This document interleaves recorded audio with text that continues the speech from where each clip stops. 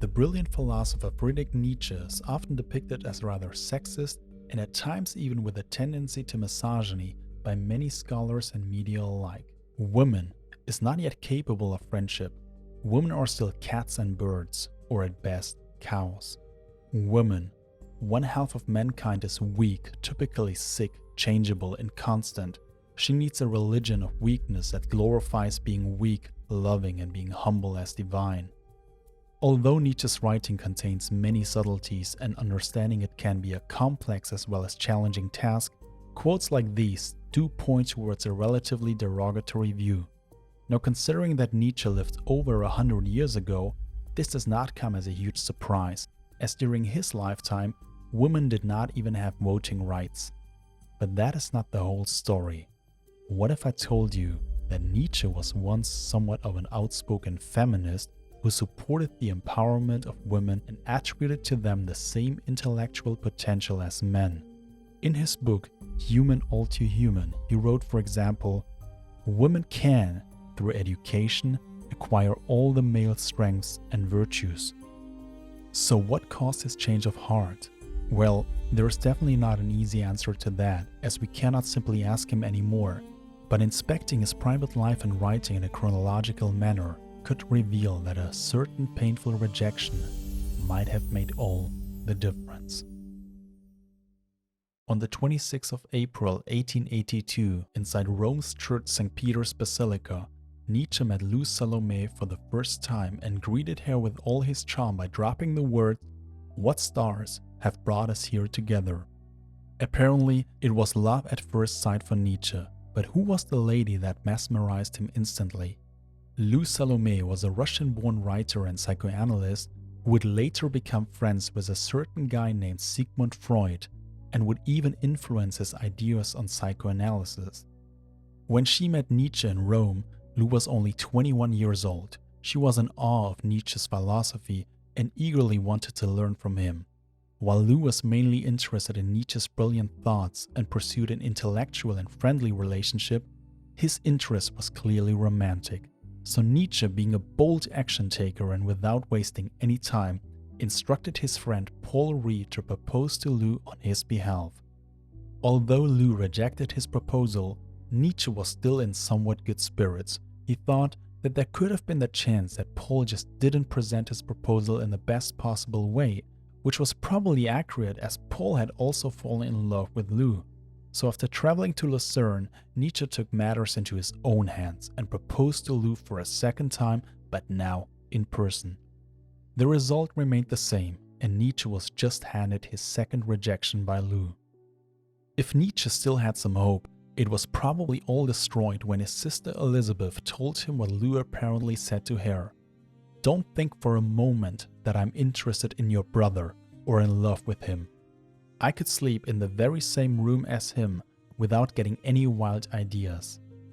Months later, Nietzsche would write her letters where it's evident that his opinion of her changed drastically. For instance, in one of these letters he called Lou a dried-up dirty monkey with bad breath and false breasts, signaling the imminent end of their affiliation. Now, one can't be 100% sure that the events between Nietzsche and Lou played out exactly in this manner. But that is anyway not our focus in this video. We are mainly concerned with the timing of Lou's rejection of Nietzsche in relation to his writing, and this is where things get really interesting. Prior to meeting Lou in 1882, Nietzsche mostly wrote in high esteem about women and praised them on several occasions. He wrote, "The perfect woman is a higher type than the perfect man," or "Stupidity is in woman the unwomanly." Those lines are in stark contrast to some of his remarks about women in his books published in the years after being repeatedly rejected by Lou. For instance, in his book Beyond Good and Evil, Nietzsche writes, "From the beginning, nothing has been more alien, repugnant, and hostile to woman than truth. Her great art is the lie, her highest concern is mere appearance and beauty."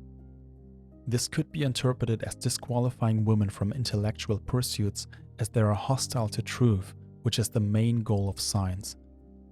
While it's important to treat such interpretations with caution, as there are usually many layers to Nietzsche's exceptional writing, It's undeniable that such remarks appear with more frequency after those fateful events between him and Lou. So, it might have been in fact the experience of a painful rejection that influenced Nietzsche's further writing on women.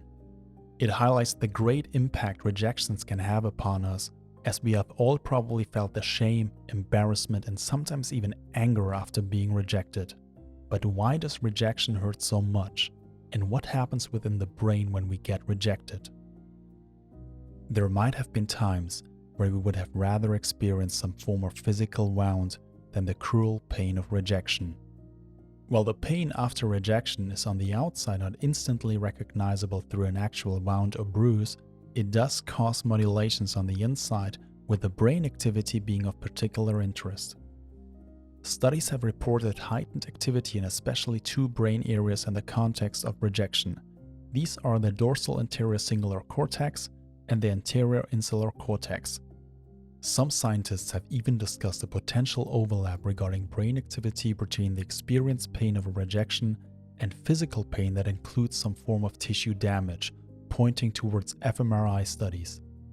While the existence of such an overlap and extent of it is still discussed within the scientific community and will only become clearer once our understanding of the inner workings of the brain increase, it does underline the realness of the brutal pain we feel when experiencing a rejection and why we sometimes try to avoid it at any cost. From an evolutionary psychological standpoint, experiencing such pain has some adaptive value, as it may discourage an individual's behavior that led to the rejection, which highlights the power of few certain life events on our subsequent behavior. Now, apart from that, rejection does also bear the possibly dangerous capacity for frustration, anger, and even resentment, as we have seen with the alleged story of Nietzsche and Lou Salomé, or as we have probably all experienced firsthand after receiving a painful rejection. And this is where the founder of Analytical Psychology, Carl Jung, enters the scene. When rejections hurt us the most, we may experience it as a severe hit to our self-esteem. As a result, we might perceive ourselves to be less valuable, less lovable, and simply not enough. We may feel utterly ugly, sometimes in a literal sense, and if it was a public rejection, that perceived ugliness is for everyone to see and make fun of. This may lead to unconscious or at times even conscious negative feelings like anger and hatred towards that perceived unlovable ugly self of ours. Now this sounds like a recipe for disaster, and as our brain doesn't like the idea of hating itself, it may choose to project those negative feelings onto others, often onto the person who rejected us. From a psychoanalytical perspective, projection is a defense mechanism to protect the self from harm. According to Carl Jung, it is one of the commonest psychic phenomena that can be quite dangerous, as he wrote, "Projection is a terrific force. You're moved by it and you do not know why. Through projection, terrible things can be brought about." The anger or hatred one may project after rejection onto someone else is an example of projecting your own shadow onto another person. According to Jung, the shadows are a seemingly shady and dark subpersonality that we usually repress and even deny its existence altogether. But he repeatedly highlighted the importance of acknowledging our shadow. We have to discover our shadow, otherwise we are driven into a world war in order to see what beasts we are. The first part of that quote points also to how we should deal with rejections according to Jung. We should beware of projecting our anger externally and try to bring our shadow gradually into conscious awareness. Of course, just like most solutions, that is easier said than done, and Jung is fully aware of that, as he wrote, "To be fully aware of the shadow would be an almost superhuman task," and also emphasized the dangers of such shadow work by writing that even a moderately comprehensive knowledge of the shadow can cause a good deal of confusion and mental darkness, since it gives rise to personality problems which one had never remotely imagined before. This is also why the guidance and assistance of a trained analytical psychologist can be very helpful. Perfection should not be at one's mind, but rather a steady awareness and integration of the shadow in relation to the situation of getting rejected. This heightened awareness of one's own negative feelings may prevent the projection of anger onto others while also being mindful of not directing that anger onto oneself. Essentially, it is about acceptance, integration, personal growth.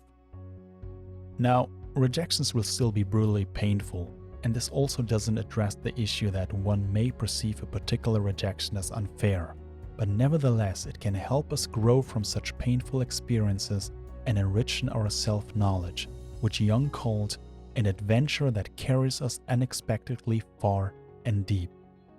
Because if we are not careful, a single rejection can lead to a lot of anger, hatred, and resentment, and that may pave the way for bigger disaster. Or to say it in the words of Nietzsche, who knows to what we could be driven by circumstances.